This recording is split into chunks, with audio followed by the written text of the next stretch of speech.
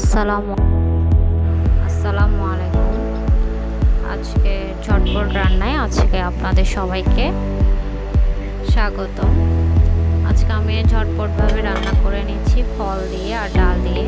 আপনারা চাইলে বাসায় যখন কিছু থাকবে না, এভাবে ঝটপট করে ফল আর ডাল দিয়ে খুব সহজেই রান্না করে নিতে পারেন এই সবজিটি, এবং এই গরমকালে এই সবজিটি খেতেও অনেক ভালো লাগে।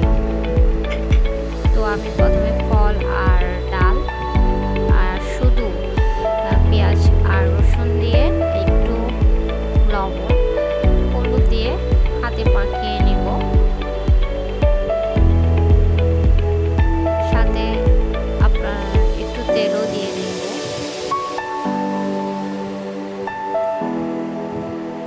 তেল দেওয়ার পর আমি অল্প পরিমাণ পানিও দিয়ে নিচ্ছি।